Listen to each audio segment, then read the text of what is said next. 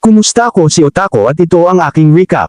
Ang kwento ay nagsisimula habang ang mga sikat na bata sa paaralan ay naglalakad sa mga pasilyo habang ang lahat ay nagchichismisan tungkol sa kanila. Si Suzune ay ang pangulo ng konseho ng mag-aaral, bituin, at ang isang sertipikadong nerd na may pangalang Kazuki ay ang kanyang munting kaagapay. Na siya ring bise-pangulo. May ilang tao na tila naging sentro ng atensyon, ngunit hindi ito iniisip ng aming karaniwang mamamayan na si Average Joe. Ang pangalan niya ay Yusato, at itong taong ito na may galit sa sarili ay iniisip lamang ang sarili bilang isang kahindik-hindik na ordinaryong estudyante ng mataas na paaralan. Ang pinakakaakit na pakikipagsapalaran sa buhay ng taong ito ay ang pagbabalik ng ilang inutil na pugo sa kanilang pugad. Sa kanyang kalooban, bagaman, si Yusato ay laging umaasa sa isang di kapanipaniwala na buhay. Swerte para sa kanya, siya ang bida sa anime na ito. Ngunit sa ngayon, umuulan at wala si Yusato ng payong. Nagpapakita ng masama ang masamang bahagi ni Yusato habang iniisip niyang kunin ang payong ng iba, ngunit itong tipikal na mabuting tao ay nagdesisyon laban dito, at kinatatakutan ang simula ng isang buhay ng krimen dahil sa isang $5 na payong. Ngunit napakatanga ng desisyong ito, dahil siya'y naghihintay ng ilang oras. Bigla na lang sumulpot si Suzune at ipinaliwanag na lahat ng mag-aaral ay kinakailangang umalis. Talagang hindi ito napapansin, at nagdesisyon na lamang siyang tumakbo pauwi sa ulan, ngunit pinigilan siya ni Suzune. Mukhang masama para sa konseho ng mag-aaral na basta na lang siyang panuuri na nababasa sa ulan na parang taunan, kaya dumating si Kazuki at inutang ang kanyang sobrang payong. Siguradong sigurado si Yusato na hindi man lang kilala ni Kazuki ang kanyang walang kabuluhan na buhay at mas nagulat pa siya nang malaman niyang mabait pala si Kazuki. Nag-aalok silang lahat na maglakad pauwi ng magkasama, at sinabi ni Suzune na ito'y siguro'y tadhana na sila'y nagtagpo. Ang nerd na isip ni Yusato ay agad na napunta sa video games, isinasaalang-alang ang sandaling ito na parang biglang naging isang walking home with two of the most popular kids at school event. Halos sirain niya ang kahangahangang sandaling ito nang sabihin na lahat sa paaralan ay may inggit, ngunit swerte na hindi narinig ng dalawa ang kanyang lubos na nakakahiya na komento. Sa kanilang maliit na lakad, sinabi ni Yusato kay Kazuki na hindi niya inaasahan na magiging mabait siya dahil siya'y palaging nakikita na umaakit sa mga babae. Si Kazuki ay nakikipag-usap lang sa mga babae dahil sa awa, at binibira siya ni Suzune na mas gusto niyang kausapin ang mga lalaki. Si Suzune ay lalo pang mahirap lapitan para sa aming mahiyain na bida, dahil siya ang pinakamagaling sa kanyang klase sa lahat ng mga asignatura at magaling sa lahat ng mga sports. Pinuri pa ni Yusato ang kanyang kagandahan sa loob at labas. Nag-acting si Yusato na parang isang kakaibang reporter ng balita ng chismis, at sa wakas ay nagtanong kung sila ba ay nagde-date dahil ang lahat sa paaralan ay nag-uusap tungkol dito. Naging awkward ang lakad, pero ipinaliwanag nila na sila'y nagtatrabaho lang ng magkasama sa konseho ng mag-aaral. Humingi ng paumanhin si Yusato para sa sobrang tanga niyang tanong na hindi niya dapat tinanong, ngunit hindi ito pinalad kay Susan dahil mas mabuti na raw ito kaysa sa pag-uusap sa likod nila.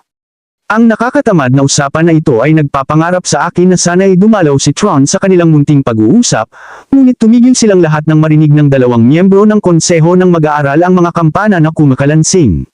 Lalong lumalakas ang tunog, ngunit hindi naririnig ni Yusato ang anumang bagay. Justo nang malapit na si Yusato sa iba, lumitaw ang isang magic circle sa sahig at nagtataka siya kung ito ba ay isang pintuan papuntang ibang mundo. Sa halip na matakot, tila sira ang isip ni Suzune at nagtataka kung akala ni Yusato ay makakakita sila ng magic monsters at heroes sa ibang mundo. Nagulat si Yusato na hilig pala niya itong mga bagay, ngunit ubos oras na at dinala sila palayo. Sa huli, nagising si Yusato at napagtanto na sila ay nakaupo sa harap ng isang hari. Ang mga binata ay mayroong tamang takot at pag-iingat, ngunit may mali sa utak ni Susan dahil siya ay may nararamdaman lamang na kasiyahan. Ang hari na tinatawag niyang Jerkwad ay may pinakapayak na pangalan at ipinakilala ang kanyang sarili bilang Lloyd. Gusto sana ni Kazuki na lampasan ang mga introduksyon at humingi ng dahilan kung bakit sila dinala ni Lloyd doon. Ingat si Lloyd na huwag mabaril si Kazuki ng kanyang init ng ulo at ibinunyag na siya ay isang hari, parang hindi pa malinaw. Ngayon pa lang, ang mga bata ay nabibigla, maliban kay Suzune at parang nag-e-enjoy sa kanyang buhay. Ipinakita ni Lloyd na tinawag sila upang maging mga bayani, na nagbibigay saya kay Susan na siyang nagpapatupad ng kanyang mga pangarap. 2 taon na ang nakakaraan, inatake ang mundo na ito ng hari ng mga demonyo at ang kanyang hukbo. Nagtagumpay silang itaboy ang mga ito, ngunit patuloy ang lumalakas na kapangyarihan ng hari ng demonyo. Bilang huli na pag-asa, tinawag nila ang mga natatanging tao mula sa ibang mundo na kayang harapin ang hari ng demonyo gamit ang isang ipinagbabawal na ritual na kilala bilang hero summoning. Sinusubukan ni Usado na paalalahanan si Suzune na may seryosong usapan sila at nagwawala si Kazuki. Hindi siya interesado sa mga bayani o hari ng demonyo at galit na tinawag silang walang palm. Tinanggihan niyang maging Isekai dahil hindi siya ang bida at humihingi na ipadala sila pabalik sa kanilang mundo. Sa kasamaang palad para sa side character na ito, gumagana ang hero summoning ng iisang direksyon lamang kaya't hindi sila makakabalik. Gusto pa rin ni Kazuki na bumalik at maakit ang mga babae sa kanyang lugar, pero humingi ng paumanhin ang hari dahil desperado sila sa tulong. Dahil sa paulit-ulit na reklamo ni Kazuki, napipilitan na palakihin ang mga gwardya upang patahimikan siya at bantaan siyang gawing non-existent character. Binaba ni Usado ang mainit na ulo nito, at nakakagulat na nagbigay galang ang hari sa kanila. Pangako ng hari na makakahanap sila ng paraan para bumalik sa huli, ngunit nakikiusap na tumulong muna ang mga bayaning ito sa kanilang panahon ng pangangailangan. Sa wakas, tumigil na si Suzune sa kanyang pagiging fangirl at nagtataka kung bakit tinatawag sila ng hari ng mga bayani kahit na wala siyang alam tungkol sa kanila. Ine-explain ng isang maliit na nerd na si Welly na ang hero summoning ay idinisenyo upang pumili ng mga natatanging tao. Ipinaliwanag niya na ang pagiging bayani ay ipinapakita ng pagiging naririnig ang kampana bago tawagin.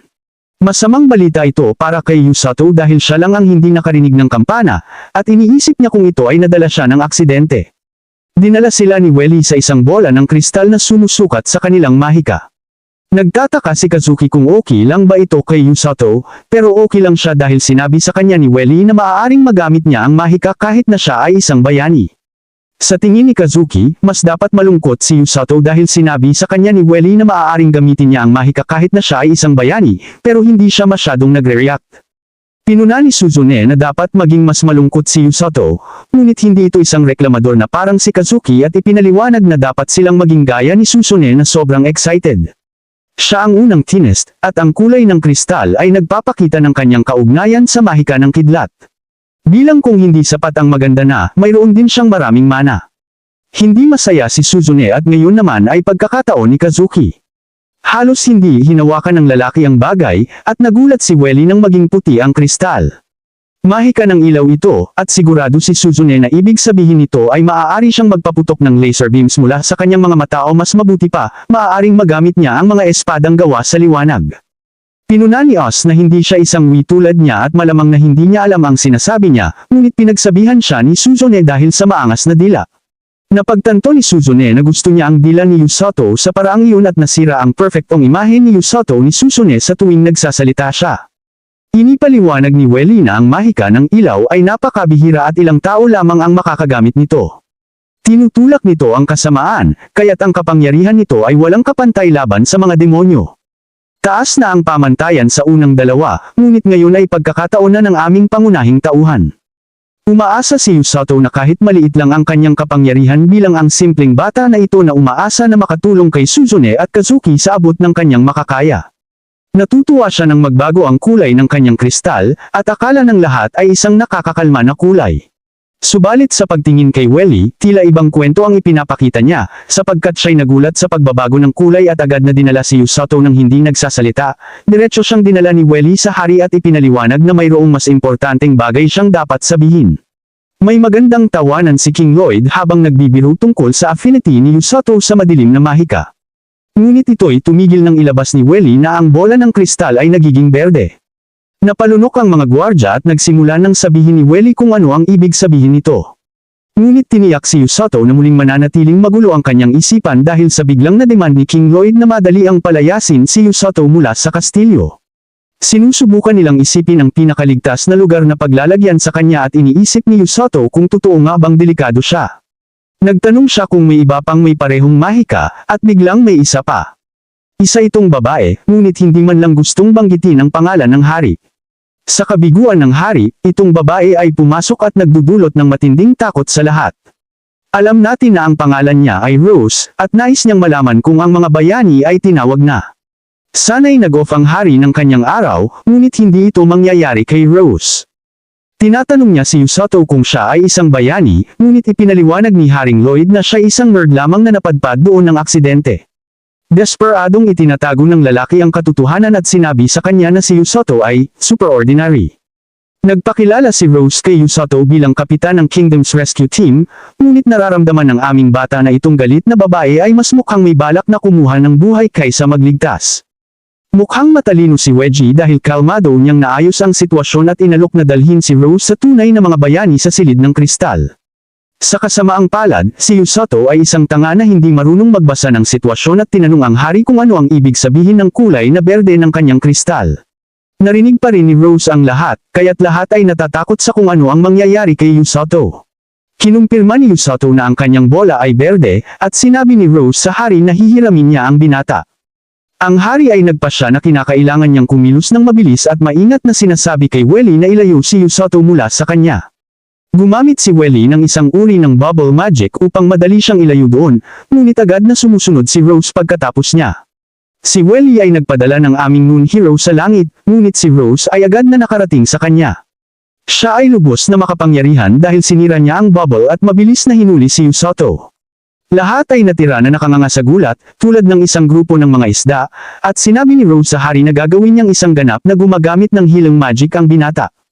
Hindi kayang tiisin ni Wedgie ang mangyayari sa hinaharap, kaya't siya'y nawala ng malay, at ang hari ay nagmamakaawa kay Rose na itigil ito.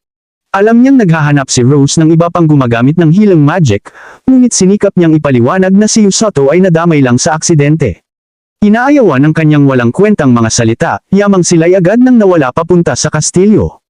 Ang mga bagong walang kwentang kaibigan ni Oz ay nakaupo lang na walang ginagawa sa buong oras na ito, ngunit nagulat nang marinig na kinuha si Yusato. Ipinaliwanag ni Welgie na hindi tapos ang buhay niya, ngunit masamang balita pa rin.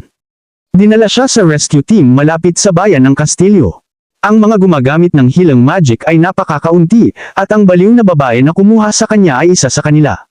Layunin niyang i-train si Yusato bilang kanyang subordinate. Kahit gaano ka-Jose na ginagamit ni Susan ang kanyang mangmang na utak, hindi niya nakikita kung paano ito magiging problema.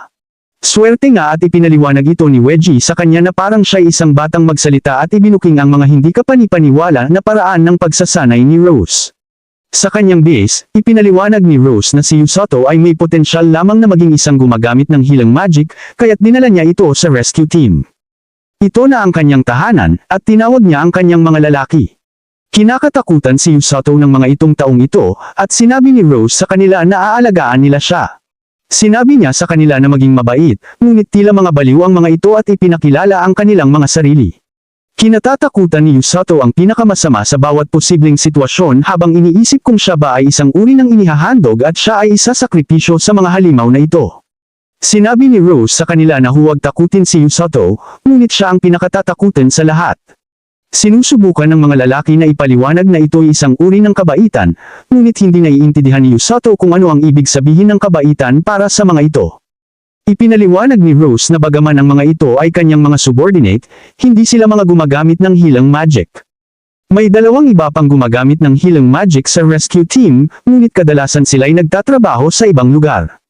Oras na para mag-serious, kaya ipinaliwanag ni Rose na ibibitin niya ang kaalaman kung paano gamitin ang healing magic sa kanyang maliit na isipan. Si Yusato ay tila laging nasa kalagayan ng hindi makapaniwala habang ang bawat bahagi ng kanyang pagkatao ay nagmumungkahi na iwasan ang taong ito na tila sira ang ulo. Gamit ang kanyang malalinggong boses ng Sunday morning church, tinanong ni Yusato kung maaari siyang mag-aral sa ibang guro, ngunit binaliwala siya ni Rose at sinabi na magsisimula ang pagsasanay bukas. Sinabi niya sa hayop na may pangalang Tom na hayaang manatili si Yusato sa kanyang kwarto at inutusan silang kumain ng hapunan bago matulog. Pagkatapos niyang umalis, ito'y iniharap kay Yusato ng mga katotohanang masakit, na sinasabi sa kanya na siya ay nasa malaking problema. Si Rose ang magtuturo sa kanya, at ilalagay siya nito sa impyerno. Sinasabi nila na ang impyerno ay maaaring maging pinakamaliit na alalaon para sa kanya, at tila may magandang halakhak sila sa gastos ng aming noon hero na gabi na iyon. Nagtataka si Oz kung ano ang mangyayari sa kanya, ngunit unti-unti siyang nagpapakita ng konting optimismo, yamang siya'y tiyak na magiging maayos ang lahat. Maaaring nagkakamali siya, gayunpaman, tulad ng ating nakikita na kahit si Rose ay hindi alam kung ano ang mangyayari kapag nagising si Oz. Ipinaliwanag niya na umaasa siyang ito'y isang panaginip lamang. Sa kasamaang palad, hindi ito ganoon, at siya'y tunay na nasa isa pang mundo. Dumating sina Suzune at Kazuki upang bisitahin siya dahil narinig nila na siya'y dinukot. Sinabi ni Usado sa kanila na huwag mag-alala, ngunit siya'y may PTSD mula sa araw bago, at nagiging totoo siyang malungkot kapag naaalala niya na magsisimula na siya ng pagsasanay mula sa impyerno ngayon. Determinado siyang ituloy ito sapagkat nais niyang maging kapaki-pakinabang. Inilahad ni Suzune na magsisimula rin sila ng kanilang pagsasanay at nagkasundo silang lahat na gawin ang kanilang makakaya. Pagkatapos nilang umalis, medyo naiinis si Was para sa kanila sa sitwasyong ito, ngunit agad na naalala na si Suzune ay nag-e-enjoy na kahit pa. Si Sus ay umaasa na maging sapat na malakas upang suportahan ang dalawang bayani balang araw. Nahulog sa gulat si Usado nang bigla na lamang sumulpot si Miss Rose, ngunit itinuro niya na ito ay hindi bilangguan at maaari siyang makipag-usap sa sinuman na nais niyang makita. Gayunpaman, ito'y maikli lamang kapag siya'y hindi nagte-training. Binigyan siya ni Rose ng isang journal upang maitala ang kanyang araw-araw na pagsasanay at kung paano niya ito nararamdaman. Magkakaroon muna sila ng almusal, at hindi makapaniwala si Usato na ang pagsasanay mula sa impyerno ay totoong magsisimula na ngayon. Pagkatapos ng almusal, nagsimula ang pagsasanay, ngunit hindi naniniwala si Usato na ito'y totoong masama. Binigyan lang siya ni Rose na maramdaman ang mana sa kanyang katawan at sinabihan siyang pagbutihin ang pagkuha nito. Para muna, kailangan niyang maperpekto ang pagpapahayag nito, kaya't pinagbasa siya ni Rose. Nagulat si Usato na makita na kayang basahin ang wika ng mundong ito, at ito'y dahil ang mga tinatawag na mga summoned heroes ay automatikong may translation magic na inilalagay sa kanila. Ipinalabas ni Rose kung gaano kalapit ang teritoryo ng mga demonyo sa kaharian at ipinaliwanag na ito ang dahilan kung bakit palaging unang target ng mga demonyo ang kaharian. Mayroong maraming impormasyon ang aklat na ito tungkol sa mga demonyo at iba pang lahi sa mundong ito, kaya't iniwan siya ni Rose na mag-aral. Mukhang madali ang unang araw ng pagsasanay, kaya't tiyak siyang kakayanin niya ito. Ang ikalawang araw ng pagsasanay ay lubos na iba kaysa sa inaasahan niya. Maraming takbuhan, at nagtataka siya kung ito ba talaga ang kahulugan ng pagsasanay sa mahika. Sa ikatlong araw, pinilit siyang tumakbo ni Oz, hanggang sa mabuwal siya sa sobrang pagod. Binigyan siya ng suntok ni Rose, at nagulat siyang malaman na inaayos pala nito ang sakit niyang mga kalamnan. Patuloy na tinataasan ni Rose ang tensyon sa pamamagitan ng pagtawag sa kanya ng basura, at iniutusan siyang ituloy ang pagtakbo. Sinasabi niyang tumakbo ito na para bang mamamatay, at babanggonan siya nito para magpatuloy sa pagtakbo. Alam ni Usato na hindi niya maaariing sabihin sa kanya kung gaano siya kahayop, kaya't plano niyang isulat ito sa kanyang journal. Sa ika-4 na araw, nagsimulang mag-ensayo si Usato kasama ang ibang miyembro, ngunit naiwan siya ng isang buong putok. Lahat sila ay binabatikos siya sa pagiging mabagal, ngunit hindi siya makakasagot, kaya't desidido siyang isulat ito sa kanyang journal. Ang ika-5 at ika-6 na araw ay mas maraming takbuhan kasama ang pang-aalaska ni Rose sa kanya. Ang galit ni Oz ay sumisiklab sa kanya, at plano niyang bigyan si Rose ng impyerno sa kanyang journal. Sa kasalukuyan, nagtataka si Oz kung paano maaari siyang makakatulong sa kanyang mga kaibigan sa takbo ng mga pangyayari, ngunit alam niyang sasampalin lang siya ni Rose kung susubukan niyang iparating ang kanyang mga alalahanin dito. Sa kabila nito, masama pa rin ang loob ni Rose at binigyan si Usato ng karagdagang 30 laps na takbuhin. Sa kanyang isipan, nagdesisyon si Usato na huwag nang tawagin si Rose na Miss Rose dahil hindi na ito karapat-dapat ng anumang mataas na pagpapahalaga, kundi tawagin na lamang siyang Rose. Sa ika-11 araw, may bagong idinagdag sa pagsasanay, push-ups. Umabot si Usato sa 800, at sa wakas, ipinaalam ni Rose kung bakit ganito ang pagsasanay ni Usato. Ito ay para sa kanya ay makatakbo mula sa kanyang mga kalaban sa lalong madaling panahon sa laban, at upang mailigtas ang kanyang mga nasaktang kasamahan. Kanyang ipinaliwanag na habang mas mabilis siyang tumatakbo, mas mabilis niyang mailigtas ang kanilang mga kasama. Sa ika-12 araw, tumakbo siya hanggang tanghali at nag-push-ups hanggang gabi. Sa ika-13 araw, napagtanto ni Rose na unti-unti nang nagiging magaan si Usato, kaya't idinagdag niya ang mga bigat. Sa ika-14 na araw, nawawala ang tanghalian ni Oz at aamin ang isa sa mga meathead na kinain niya ito. Nawala si Usato sa kanyang sarili at sa wakas ay samalag siya. Sanay na siya sa mga bigat at unti-unti nang natutunan ang pagsasanay.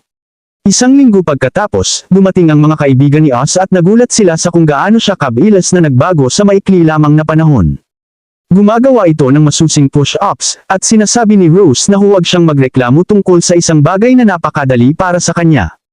Sa katunayan, hindi talaga nagrereklamo si Yusato at pati na rin ay nagsasabi na ang paggawa ng push-ups na may kanya sa likod ay madali dahil siya'y mabigat. Natuwa si Rose sa kanyang RZ at itinapon ang isa pang bato sa kanyang likod. Determinado si Yusato, kaya gumaling ang kanyang katawan, at nagawa niyang tapusin ang push-up. Nasisiyahan si Rose sa kanyang progreso at itinakda na mas mapapabilis niya siyang dalhin sa isang tiyak na lugar kaysa sa inaakala. Namangha si Suzun sa mga bagong nabuong kalamnan ng aming binata, at kinikilala ni Kazuki kung gaano kahigpit ang pagsasanay. Galit si Siglas kay Rose, bagamat akala niyang sinusira nito si Yusato. Sinasabi ni Rose na iba ang kanyang paraan kaysa sa mga kabalyero at siya'y ginagawang kanang kamay si Yusato. Kailangan niyang magsanay ng mabuti dahil magiging problema kung hindi niya kayang tiisin ito. Namangha si Yusato sa pag-aalam na nais niyang maging kanang kamay nito, at ipinaliwanag ni Rose na ito'y dahil gusto niya ang kanyang hindi pagkakaroon ng tiyaga. Hindi ito sumusuko, at higit sa lahat, nakayang mabuhay sa kanyang pagsasanay. Napagtanto ni Yusato na ang kanyang intensyon na turuan siya ng leksyon ay sumama ng malupit. Iniutos sa kanya ni Rose na magpahinga. Ang mga kaibigan ay sinabihan na sumama kay Celia para magpahinga, at sinabi ni Sigas kay Rose na iniutos sa kanya na muling rekisahin ito. Tinanggihan na niyang gawin ito, ngunit sinabi ni Rose na hindi na mahalaga dahil wala na siyang silbi ang kanyang kanang mata. Sa kanilang pahinga, natutunan ni Yusato na si Siglas ang namumuno sa hukbong kanyang, siya ang pinakamalakas na kabalyero sa kaharian, at siya ang nagtuturo sa mga kaibigan ni Oz ng sining ng pagtatangkang. Ngayon lamang napagtanto ni Yusato na si Celia ay ang prinsesa, at humingi ito ng paumanhin sa kanyang maayos na pakikipag-ugali.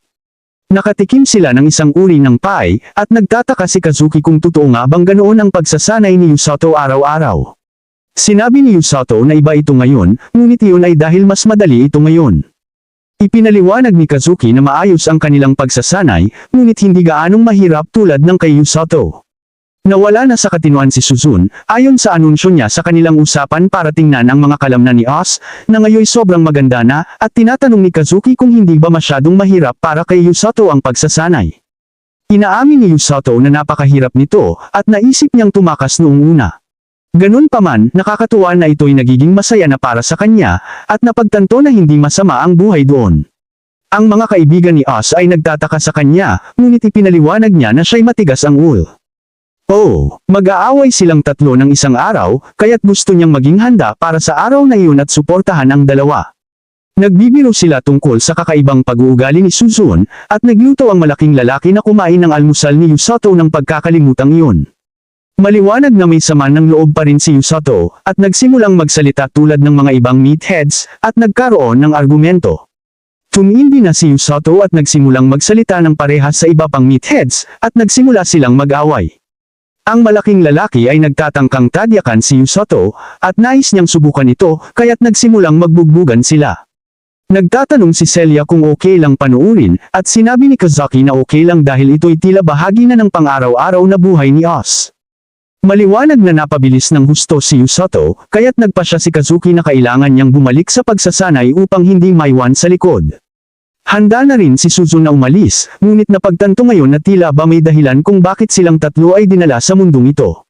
Sa gabing iyon, nag-enjoy si Yusato sa isang paliguan at naisip kung kailangan niyang kontrolin ang kanyang reeds ng mas mabuti upang hindi mawala ang kanyang komposisyon muli. Napagtanto niyang ngunit tama siya, ang kanyang katawan ay nagbago ng malaki. Binabalik niya ng paulit-ulit ang kanyang mga kalamnan pagkatapos sakta ng mga ito mula sa mapagod na ehersisyo. Ang resulta ay nagkaroon siya ng mga magaan. Ngunit ang trabaho niya ay iligtas ang mga tao sa laban ng gera-hera at itinanong niya kung may sapat siyang lakas ng loob upang tugmaan ang katawan na kanyang itinayo. Kinabukasan, inabisuhan ni Rose si Yusato na lalabas sila, at ang mga kasamahan niya ay tila nag-aalala na dumating na ang araw na ito. Ang isang gwardya sa pintuan ay halos umihi sa sarili ng sabihan si Rose na nais niyang ipakita sa kanyang nasasakupan ang labas. Tumakbo ito upang buksan ang pinto para sa kanya, at iniisip ni Lloyd kung paano ito nakakatakot sa labas ng gate si Rose. Gusto malaman ni Yusato kung saan sila pupunta, ngunit sinabi sa kanya ni Rose na manahimik at sumunod lamang sa kanya. Sa huli, dumating sila sa kagubatan na kilala bilang Darkness of Linger.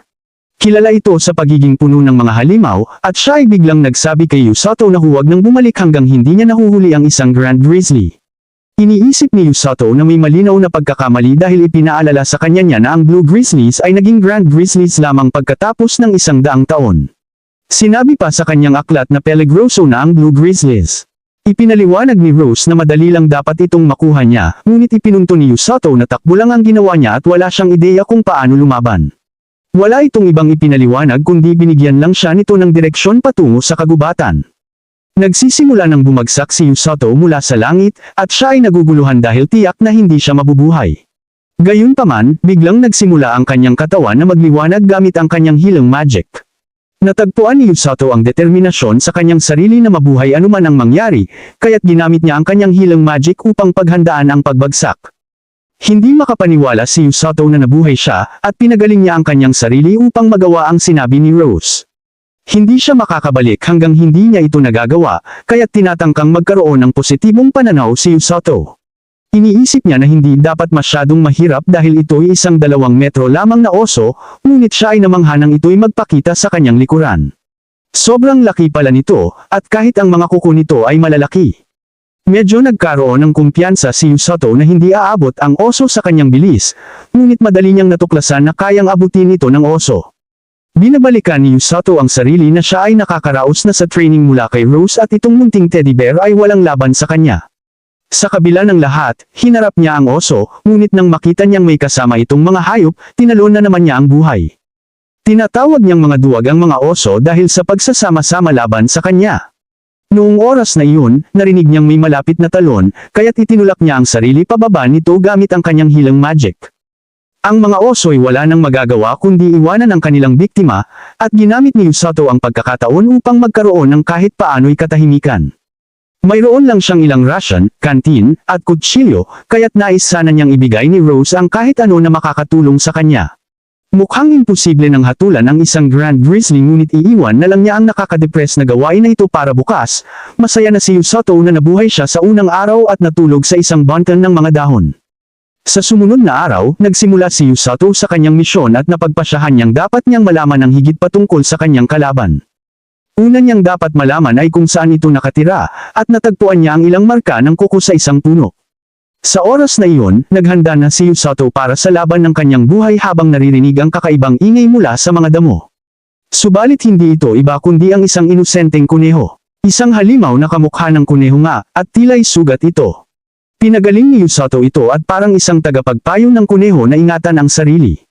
Patuloy siyang nagtungo sa kanyang misyon, ngunit sumunod sa kanya ang kuneho. Sinikap niyang ipaliwanag na hinahanap niya ang isang peligrosong halimaw kaya't dapat itong umalis, ngunit hindi siya pinapansin ng mababaw na kuneho. Hindi siya nito iniwan ang mag-isa.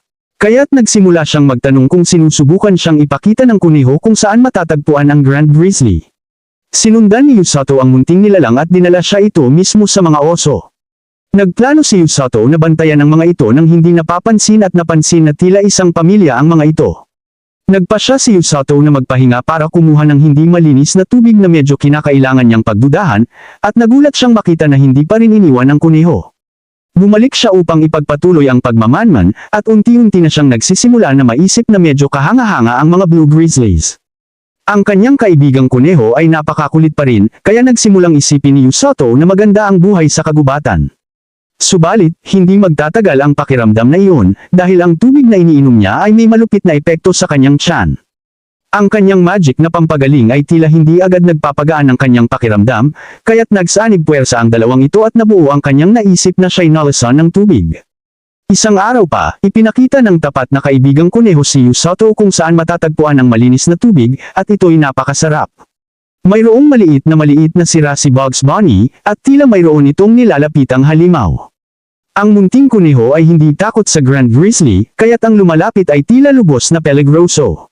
Naririnig ang ingay mula sa dilim, at nagulat si Usoto nang may lumitaw na isang malaking ahas. Siya'y natatakot sa hindi kapani-paniwalang halimaw na ito at itinuro na walang katulad nito sa kanyang binasa. Kahit na walang kaalaman tungkol dito, napagtanto ni Usoto na ito'y mapanganib at ang pagnanasa sa dugo ay nanggagaling sa bawat bahagi nito.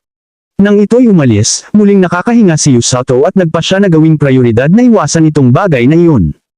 4 na araw pa ang lumipas, ngunit hindi maalis-alis ni Usoto ang hindi magandang damdamin na kanyang nararamdaman. Binabantayan niya ang mga oso, ngunit wala namang nagbago sa kanila, at hindi siya makakabalik nang hindi nagtatagumpay sa Grand Grizzly. Kailangan niyang gawin ito sa huli, kaya't sinabi niya sa kanyang sarili na gagawin niya ito bukas. Dumating ang susunod na araw, ngunit ayaw siyang payagan ng munting kuneho na umalis. Sumang-ayon si Yusato at nagpasya na manatili, ngunit hanggang sa tumigil ang ulan. Kapag tapos na ito, nagsimula si Oz na tuparin ang kanyang misyon at tumanggi na pigilan siya ni Bonnie. Nagsaanib puwersa si Yusato para sa laban, ngunit lubos siyang nabigla nang makita na ang buhay ng mga oso ay naunang kinuha. Malinaw sa mga kagat sa mga oso na ito'y ginawa ng ahas, ngunit hindi ito para kumain. Kinuha nito ang kanilang buhay para sa sarili nitong kaligayahan. Sumiklab ang galit ni Yusato sa ganoong pangyayari, at habang umiiyak ang munting ursing ito, naisip niya kung gaano niya kamumuhian na matalo, lalo na kay Rose. Bukod pa rito, naiinis siya na ninakaw ang kanyang hinihanting hayop. Habang umiiyak ang munting oso sa hirap, sinabi ni Yusato na ang mas hinahatid niya ay ang kasalukuyang iniintindi niya. Iniutos niya sa ursong gulay na maghintay lamang doon at ipinangako niyang maghihiganti para dito. Pumunta ang mga kaibigan ni Oz na bisitahin siya ngunit nagulat sa marinig na sa loob ng 10 na araw na magkasunod, nagte-training siya sa kagubatan. Sa palagay nila, tila sobra na ito para maging pagsasanay sa kagubatan, ngunit ipinaliwanag ng mga lalaki na si Rose ang nagdedesisyon. Gayunpaman, wala si Rose, kaya't wala ang mga walang kwentang lalaki sa kanilang alam ang nangyayari. Lubos na nababahala si Kazuki kay Yusato, ngunit para kay Suzune, dapat itong okay lang dahil hindi naman siya pinadala ni Rose kung hindi siya handa. Iyon nga. Si Suzune ay naniniwala kay Yusato, at siguradong babalik ito ng madalian. Sa kagubatan, puno ng lakas ang katawan ng aming binata gamit ang mga merienda at gumagawa ng sibat. Humihingi siya ng tulong sa kanyang munting kuneho na dalhin siya sa ahas, ngunit tiyakin na ituro dito na tumakas kaagad pagkatapos. Ang kuneho ay nagdadala sa kanya sa isang mahabang paglalakbay sa kagubatan, at sa wakas ay natagpuan nila ang ahas. Sa kasamaang palad, ito'y nananambang sa munting bear cub, at nalulungkot si Yusato dahil ipinauubaya niya ito sa bahay. Ang ahas ay lubos na nakakatakot tingnan, ngunit itinatangi ni Yusato na wala itong mas nakakatakot kaysa kay Rose. Sa tingin ni Yusato, tila nalilito ang ahas nang magsimula siyang umatake, ngunit hindi, at halos na siyang lumunin nito. Binawi ni Yusato ang tama sa mata nito, ngunit ito'y itinulak siya pabalik at kailangang pagalingin ang sarili. Nagtagumpay si Yusato na gawing bulag ito sa isang bahagi, kaya't napagtanto niyang doon siya dapat umatake. Ngunit sobrang delikado ng ahas, at mabilis nitong nakayapak ang kanyang braso. Sa sobrang sakit, napagtanto ni Yusato na niloko siya ng ahas na atakihin ito sa bulag nitong bahagi.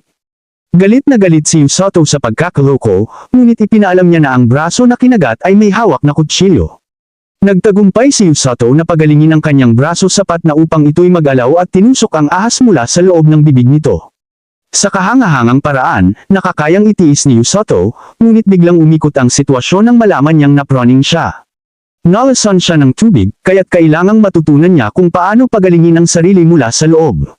Sa kabila ng malupit na laban, itinuturing niyang pang-unfair ang laban dahil malaki at may lason ang ahas, subalit may kakaibang kapakinabangan si Yusato sa kakayahan niyang pagalingin ang sarili. Ang pagkalason sa kanyang iniinom na tubig ay nagturo sa kanya kung paano muling mabuhay ang sarili mula sa kanyang loob. Ganito ang ginagawa ni Yusato sa ngayon at handang umatake muli. Ang ahas na ito ay malapit nang tapusin ang buhay niya sa isang pag-ikot ng buntot, ngunit pumapasok ang maliit na pambansang cub para tulungan.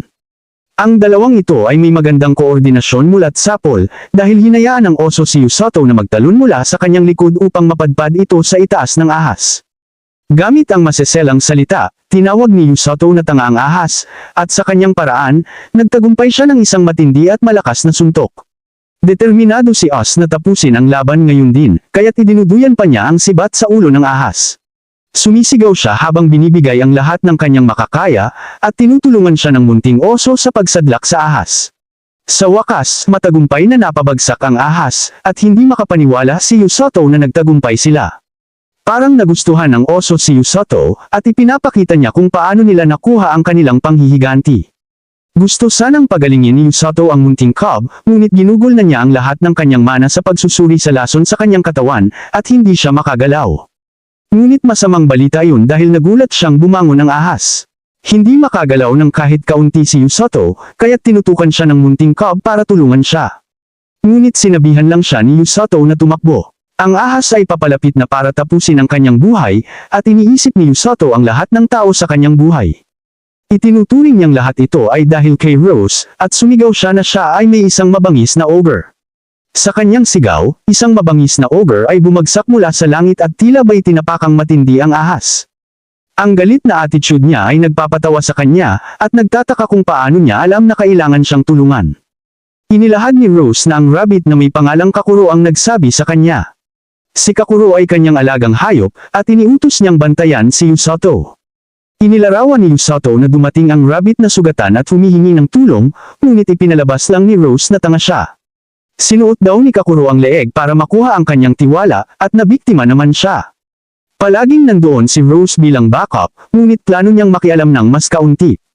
Hindi niya inaasahan na lalabas ang malaking ahas. Ang ahas ay nilikha ng hukbo ng Panginoon ng demonyo, at hindi ito natapos ni Siglas noong huli nilang pagsalakay. Hindi niya inakalang kayang patumbahin ng ahas ang isang Grand Grizzly, dahil sapat na malakas ito upang talunin ang buong unit ng mga elite na tropa. Hindi makapaniwala si Usoto na nais niyang matalo ang isang baguhan tulad niya at iniisip kung gaano siya kalupit.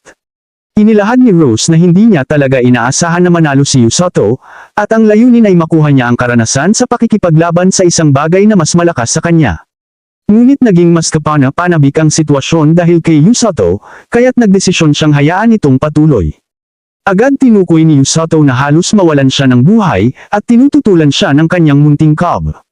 Naging malapit na ito sa kanya, at may kasamang pamumura. Malinaw na natuwa ito kay Usoto, at ipinakita niyang matalino ito sa pamamagitan ng pagsunod sa kanyang utos. Naalala ni Usoto na wala ng mga magulang ang munting cub, kaya't ito'y nag-iisa. Nakuha ni Usoto ang bagong kaibigan na pababaon sa alaala ng kanyang mga magulang. Naghanda sila para bumalik, ngunit hindi makakalampas si Usoto sa kakaisip kung gaano nakakatakot si Rose habang ito'y bitbit siya patungo sa kanyang bahay sa balikat ng oso. Inihayag ni Rose na narinig niyang sinabi ni Usoto na siya ay isang mabangis na ogre. Pagkatapos ay tinakot siya ni Rose nang sabihing hindi siya makakatulog ngayong gabi. Bumalik sila sa kanilang tahanan, at ipinakita ni Rose na pumasa si Usoto sa pagsusulit ng may mataas na marka. Nagulat si Usoto nang malaman na may qualification na siya para sa isang bagay, at ipinaliwanag ni Rose na kwalipikado na siyang makatayo sa kanyang tabi sa laban. Hindi pa rin niya nakuha ang mga pangunahing kaalaman, ngunit tiyak na mayroon ng sapat si Usoto. May kakayahang tiisin ang sakit, pisikal na kakayahan, at matibay na mentalidad. Hindi natin ng iba pang dalawang healer ang ganitong distinction, kaya't sinabi ni Rose kay Usoto na dapat itong maging mahusay. Nagtataka si Usoto kung ano ang ibig sabihin ni Rose na maaari silang makaraos, at nagulat nang ihayag ni Rose na malapit nang atakihin ng hukbo ng demonyo. Sa ibang dako, nagtataka ang Panginoon ng demonyo kung paano ang paghahanda para sa pagsalakay sa kaharian ng Linger. Iniulat ni Amila, ang commander ng ikatlong hukbo, na tapos na ang kanilang paghahanda para sa laban at malapit na nilang pasukin. Si Rose ay naglalantad na si Usoto ay magiging nasa unang linya kasama siya na nagpapagaling sa mga sugat, at siya ay bahagi ng vanguard. May dalawang iba pang mga manggagamot ngunit naglalaro sila ng iba't ibang papel. Tiyak si Usoto na hindi niya magagamit ang mahika ng pagpapagaling ng kanyang kasama, ngunit ipinaalala ni Rose na mayroon pa silang kaunting oras. Gusto niyang mapabuti ito bago ang panahon at nagtataka si Usoto kung talagang kaya niya ito. Nang bumalik sa kampo ng Demon Lord, ipinaliwanag niya na siya ang magiging leader ng hukbo. Sa kabila ng kanilang mga nakaraang tagumpay, nagtagumpay pa ring makatakas ang Linger Kingdom sa kanilang mga kamay dati. Nananumpa si Amira na gagawin ang lahat para manalo sa laban, at pagkatapos ay siya ay pinaalis. Sa sandaling iyon, binabastos ng Demon Doctor si Amira dahil sa kanyang kaba sa harap ng Demon Lord. Kinaiinisan ni Amira ang nerd na ito at sinasabi sa kanya na mag-focus sa kanyang trabaho. Ang pangalan niya ay Holek, at ibinubunyag niya na kakatapos lamang niya ng pinakabagong prototype ng Demonade Monster. Ito ay lubos na nakakalason at may malaking katawan na may matalim na mga pangil. Tinatawag niya itong Demonade Monster Prototype 72 bal-anak. Ang huling prototype ni Herald Locke ay nawawala noong huling pag-atake nila sa Linger Kingdom. Itinakas ito pagkatapos masaktan ng kalaban na kilala bilang si Siglis. Ipinapangako ni Hero na mas malakas ang prototype na ito, at umaasa si Amira na ganoon nga, dahil may mga tao na mas nakakabahala kaysa kay Siglas sa Linger Kingdom. Tinutukoy nila ang mga ito bilang kidnappers, mga taong nakatayo sa labanang hindi nakikibaka. Iniimbak nila ang kanilang mga sugatang kasamahan nang hindi man lang napapansin ng kalaban at ini-minimize ang sariling pinsala. Ang kanilang pinuno ay isang manggagamot na naglalakbay sa buong linya ng harap, nagpapagaling ng mga tao sa mismong lugar. Makikita natin na si Rose ito, at galit na galit si Amira sa kanya. Ito ay dahil magaling na mandirigma si Rose, at may malalim na puot siya sa Demon Lord. Nananumpa si Amira na alisin siya, ngunit ipinaalala ni Hero na hindi siya pwedeng makipaglaban ngayon dahil siya na ang commander.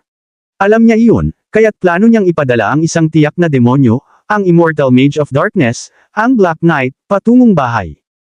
Nakikita natin na sa wakas, natitumasan ni Yusato ang kaganhawahan ng kama. Pumunta siya upang pakainin ang kanyang munting kaibigan na oso ng prutas at kinakain din ng kaunti para sa kanya. Ang munting pambansang ay parang mayabang, nang angkin ng mansanas ni Yusato, at natuklasan ni Yusato na naruroon din ang traidor. Ang kunhong ito ay naglaro sa kanyang malinis at walang malay na puso, kaya't iniwasan na niyang isipin kung gaano ito kakyot. Ngunit sa huli, hindi na niya napigilan ang sarili mula sa kakatean nito, at pinakakain niya ito ng prutas. Dumating si Rose at tuwang-tuwa sa pag-alam na pinangalanan ni Yusato ang oso na, Blue Ring Blue, dahil sa kanyang kulay, mula sa salitang, grizzly. Ang bata na ito ay isang kumpletong gulo, sapagkat iniisip niya na maganda ang pangalan, at nasagi sa kanyang kamay si Blue Ring na aksidenteng kinagat ito. Sinabi ni Rose sa kaharian tungkol sa oso, kaya't pinayagan silang manatili dito. Papayagan ni Rose na manatili ito roon, ngunit ipinaalam kay Blue Ring na kailangan niyang kitain ang kanyang lugar. Takot si Blue Ring sa kanya, tulad ng lahat ng iba, at nagtataka si Yusato kung ano ang ipagagawa niya rito. Mga sandali mamaya, nakikita natin kung ano ang kanyang plano habang si Yusato ay may hawak na si Blur. Ito ay magiging kanyang pagsasanay na simulation at iniutos kay Yusato na ituring ang oso bilang isang taong kailangang iligtas. Pinapatakbo siya ni Rose, ngunit isang malamig na hangin lang para sa aming binata. Sa madaling salita, ito ay tumatakbo na may kaunting dagdag na bigat, kaya't habang kaya niyang pamahalaan ang kanyang mana, maaayos siya. Iniutos ni Rose na tumakbo siyang mas mabilis dahil hindi magtatagal ang mga sugatan kung masyadong matagal. Bigla na lamang sumulpot si Tong at isang iba pang isa sa mga meathead. Hinabol nila siya at ibinubunyag na sinabi ni Rose sa kanila na gawing simulation ang enkwentro sa laban. May iba pang naghihintay na kanilang ambusin, kaya't sinabihan si Yusato na mag-concentrate. Isang oras mamaya, si Yusato ay umaatres sa isang espesyal na bulok na tubig ng meathead at iniwasan ang mga atake ng ibang lalaki. 3 oras mamaya, siya ay lumilipad sa ibabaw ng mga kahoy, at 4 na oras mamaya, iniwasan niya ang pag-stomp sa trer. Sa huli, naramdaman ni Yusato na kakaiba na at nagtataka kung ano ang nangyayari sa kanya. Siya ay bumagsak, at ipinaliwanag ni Rose na nasa kanyang limitasyon na ng katatagan. Sa gitna ng laban, ang mga tao ay napapagod dahil sa kaba, takot, at impatience. Kaya't naubusan siya ng lakas ng mas mabilis kaysa sa normal. Upang mag-improve, ang tanging magagawa niya ay sanayin ito, makuha ang mental na lakas at determinasyon na hindi nagugulat sa harap ng takot. Hinilom siya ni Rose ngunit sinabi sa kanya na gastusin ang natitirang hapon sa pagtakbo sa paligid ng bayan ng kastilyo. Nagulat si Yusato na kailangan pa niyang gawin ito, at ipinaalala sa kanya ni Rose na buhatin si Blur habang tumatakbo. Nagulat ang lahat sa pagkakakita ng isang asul na oso. Inaasahan ito ni Yusato bagaman kahit mabait si Blur, isa pa rin itong halimaw. Mukhang na-realize ng mga tao ang isang bagay at biglang naging katahimikan. Dinala ni Blur si Yusato sa ilang sariwang prutas, ngunit walang pera si aming binata. Natutunan ni Yusato na ang prutas na kulay berde ay tinatawag na pei at tinanong ang mga ngalakal kung bakit tahimik ang lahat kapag may halimaw siyang dala. Ipinahayag niya na ito'y dahil alam nilang si Yusato ay kasama sa rescue team dahil sa kanyang damit. Palagi silang nakakakita ng mga mukhang nakakatakot na lalaki mula sa rescue team, kaya nasanay na sila. Ito ay nagkaroon ng kahulugan ngayon sapagkat kung ang mukha ng mga yon ay hindi nakakatakot sa kanila, wala na. Binigyan sila ng mabait na babae ng pay ng libre, kaya't isinubo ni Blur ang kamay ni Yusato sa kanyang bibig. Pag-alis nila, may isang babae na may pangalang Amo na nagpakita ng interes sa lalaki mula sa rescue team. Nagdesisyon si Yusato na bisitahin ang kanyang mga kaibigan at hindi napansin na may isang lalaki na nagtatangkang kunin ang kanyang atensyon. Sa huli, natuklasan ni Yusato ito at kailangang pagalingin ang lalaki. Ang pangalan ng lalaking ito ay Orga, at ibinunyag niya na siya ay isa sa mga manggagamot ng rescue team. Nagulat si Orga nang malaman na si Yusato ay isinuman kasama ang mga bayani at ipinaliwanag na siya ay labis na abala sa kanyang pagsasanay kaya't halos makalimutan na niya ang kanyang sarili. Impresibo kay Orga na makasunod si Yusato sa pagsasanay ni Rose sapagkat ito ay imposible para sa kanya at sa kanyang kapatid. Ang kapatid niyang babae ay ang isa pang manggagamot at 5 taon na mas bata sa kanya. Sila ay nagpapatakbo ng isang klinik sa lungsod at gumagamit ng mahika ng pagpapagaling para sa mga mamamayan. Nalubog si Orga kanina dahil siya ay hindi magaling magpagaling sa kanyang sarili at mas mahusay sa pagpapagaling ng iba. Sila pa rin ay bahagi ng rescue team, kaya't nagtatrabaho sila sa ilalim ni Captain Rose sa oras ng pangangailangan. Yusato ay nagtataka kung ano ang magiging pakiramdam ng digmaan para sa kanila. Kaya't ipinaliwanag ni Orga na si Natung at ang iba pa ay nagdadala ng mga sugatang kawal sa likuran. Doon sila at ang kanyang kapatid ay nagpapagaling. Ito ay nakakagulat para sa lalaking ito nang sabihin ni Yusato na nais siyang kunin ni Rose sa Vanguard, at nagtataka si Yusato kung talagang kaya niya iyon.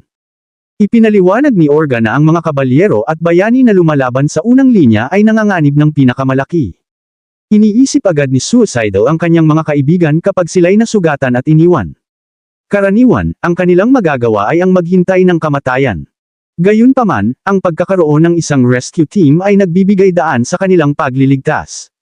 Ang trabaho ay mapanganib at nakakapagod, ngunit hindi pipiliin ni Rose ang isang tao na hindi niya lubos na pinagkakatiwalaan.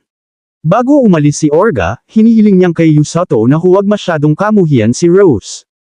Alam niyang hindi ito ang pinakamabait na tao, ngunit ipinaliwanag niya na parang clumsy lang ito sa pakikasama.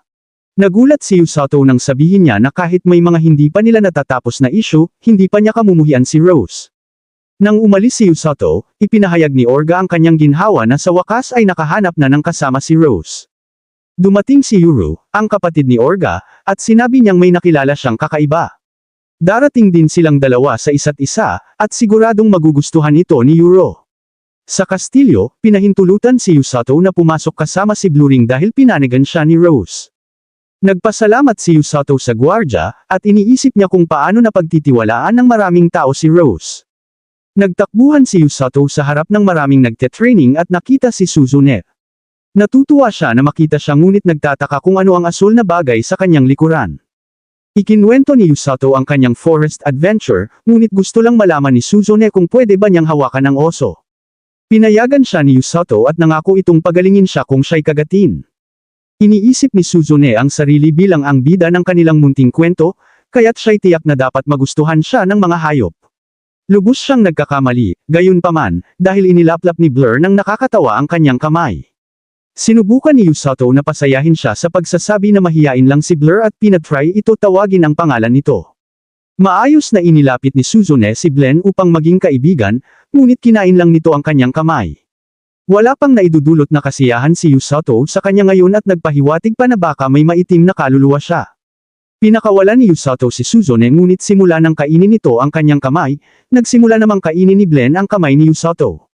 Iniisip ni Suzune kung may maitim ding kaluluwa si Yusato pagkatapos ng kanilang munting palabas. Pagkatapos ng kanilang komedya, napansin ni Yusato na mga kamay ni Suzune ay nagdurugo, at ipinaliwanag niya na galing ito sa matindi niyang pagsasanay. Ipinaalala ni Yusato sa kanya na dapat niyang alagaan ng maayos ang kanyang mga sugat, kaya't pinagaling niya ito. Namangha si Suzune, at nagtaka kung totoong si Yusato ay dumating lang para makita siya. Itinuro ni Yusato na dumating siya para sa kanyang mga kaibigan, ngunit malinaw na hindi yun ang nais marinig ni Suzune. Inilabas ni Suzune na si Kazuki ay lumabas ng kastilyo upang makakuha ng karanasan sa pakikipaglaban sa mga halimaw kasama si Siglas at ang iba pa. Inabisuhan ni Siglas si Kazuki na malapit ng atakihin ng Demon Lord at siguradong dadalhin nila ang mas makapangyarihang puwersa ngayon. Binanggit ni Siglas, gayunpaman, na mayroon na silang siya at si Susan ngayon kaya't mataas ang kumpiyansa ng tropa dahil sila ay mga bayani. Tiyak si Siglas na magtatagumpay. Sila, ngunit tila may agam-agam si Kazuki. Nagpakaayos siya ngunit nagpapakasiguro na gagawin niya ang kanyang makakaya. Bigla, nakatagpo sila ng ilang halimaw at naghanda na para sa laban. Kapag bumalik si Kazuki, si Ken naman ang magkakaroon ng karanasan. Maagap nang napagtanto ni Yusato na magkakaroon ng masayang karanasan si Ken, ngunit nais niyang mag-alala ito para sa kanya. Sinabi ni Yusato na iniisip niya iyon, ngunit tinukso siya ni Suzune na hindi raw ito tila seryoso. Nagpaalam si Yusato, at iniisip ni Suzune kung napagtanto ni Yusato kung gaano na siya ka-comfortable sa kanya.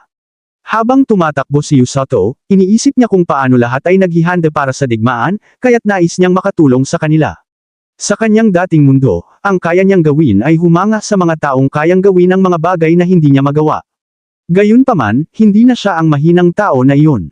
Sa gabi, natutuwa si Rose na marinig na maayos ang pagsasanay ni Yusato, ngunit ipinaliwanag niya na kailangan pa niyang tumakbo ng mas marami para masanay. Hininto ni Yusato si Rose mula sa pag-alis dahil gusto niyang pag-usapan ang sinabi niya kanina. Binanggit niya na halos hindi siya nakaligtas laban sa ahas, kaya't natatakot siya nang banggitin ni Rose ang hukbo ng Demon Lord. Hindi niya nais na pumunta sa laban, ngunit sa araw na iyon natuklasan niyang may nararamdaman siyang mas matindi pa sa takot. Napagtanto niya ngayon na kaya niyang lumaban, ngunit tumatanggi siyang kumuha ng buhay ng iba. Sumumpa siyang iligtas ang sinuman na maaari niyang iligtas at ipinahayag na ito'y dahil siya'y bahagi ng rescue team. Iyon ang eksaktong nais marinig ni Rose dahil sila'y lumalabas upang iligtas ang mga tao. Ang trabaho niya ay ang agawin ang mga sugatan na malapit ng patayin ng kaaway. Ito rin ay upang mapanatili ang buhay ng mga nasa pambansang pintuan, kahit pa ito'y nangangahulugang isal-risko ang kanyang buhay. Nais ni Rose na ipagpatuloy niya ang pagsasambulat ng mga ideal na iyon dahil iyon ang dapat na rescue team. Ito ang unang sandali na nadama ni Yusato na talagang bahagi na siya ng rescue team. Sa susunod na umaga, ipinahayag ni Rose na nagpadala ng mensahe ang hari. Nais niyang si Yusato ay lumabas upang makasama si Suzune sa pagsasanay sa labas ng kastilyo. Nagulat si Yusato, ngunit kitang-kita natin na si Suzune ay masigla at handang-handa. Salamat sa panunood ng aking buod.